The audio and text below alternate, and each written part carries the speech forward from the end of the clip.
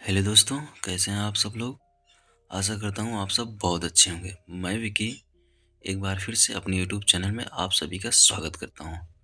दोस्तों, आज मैं आप सबको हाथी और एक कुत्ते की कहानी सुनाने जा रहा हूँ। आशा करता हूँ आपको यह कहानी बहुत अच्छी लगेगी। तो चलिए दोस्तों, कहानी को स्टार्ट करते हैं। एक समय की बात है, विजयनगर पर एक शक्तिशाली राजा राज करता था। उस राजा के महल में बहुत से हाथी थे, किंतु राजा का सबसे प्रिय हाथी दामू था। दामू बहुत ही शक्तिशाली और बुद्धिमान हाथी था। राजा जब भी लड़ाई के मैदान में जाता तो हमेशा दामू पर ही सवार होकर जाता था और अपना हर युद्ध जीत कर आता था। राजा ने दामू के लिए एक अलग ही कक्ष बना रखा था, जिसमें दामू रहता और खाता पीता था। दामू की सेवा के लिए अलग से महावत लगा हुआ था।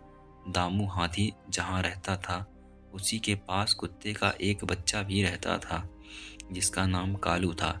राजा का प्रिय हाथी होने के कारण दामू को तरह तरह के स्वादिष्ट पकवान दिए जाते थे। दामू के खाने के बाद जो भी जूठन बचता, उससे चुपके से कालू खा लेता था। दामू शक्तिशाली होने के साथ ही बहुत ही दयालु प्रवृत्ति का हाथी था। उसने देखा कि कालू उसका जूठन खाकर अपना पेट भरता है, तो उसने कालू से कहा, तुम मेरे खाने के बाद जो बचता है उसे क्यों खाते हो? तुम आज से मेरे साथ ही खाना खाया करो। कालू बहुत सरल भाव से डरे हुए बोला, आप राजा के प्रिय हाथी हो, मैं आपके साथ खाना कैसे खा सकता हूँ?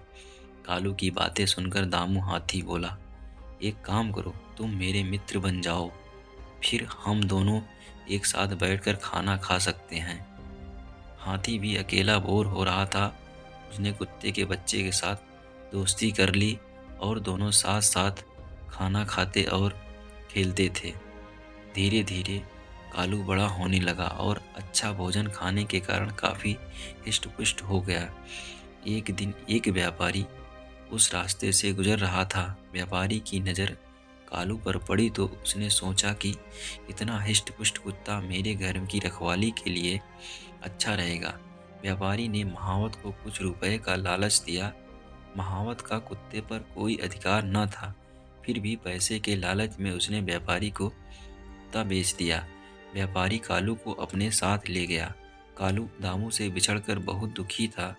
कालू के जाने से दामू हाथी भी उदास रहने लगा और उसने खाना पानी कम कर दिया। धीरे धीरे हाथी कमज़ोर होने लगा। राजा ने जब हाथी की ऐसी हालत देखी तो वह बहुत चिंतित हुआ और उसने महावत से हाथी के कमज़ोर होने का कारण पूछा। महावत को भी कुछ समझ में नहीं आ रहा था कि हाथी को क्या हो रहा है। राजा ने राजवैद्य को बुलवाया और पूछा, मेरे इस प्रिय हाथी को क्या हुआ है? यह दिन प्रतिदिन कमज़ोर होता जा रहा है। राजवैद्य ने हाथी का परीक्षण किया और राजा को जवाब दिया, महाराज, हाथी किसी के वियोग से दुखी है। इसी कारण इसने खाना पीना छोड़ दिया है और कमज़ोर होने लगा है। राजा ने जब इसके बारे में जानकारी एकत्र की तो उसे पता चला कि हाथी की दोस्ती एक कुत्ते से थी और कुत्ते के जाने के बाद से ही हाथी का स्वास्थ्य खराब हुआ है। राजा ने अपने सैनिकों को आज्ञा दी कि किसी भी तरह उस कुत्ते का पता लगाकर उसे वापस लाया जाए। सैनिकों ने बहुत प्रयास के बाद कालू का पता लगाकर व्यापारी सहित कालू को राजा के सामने पेश किया।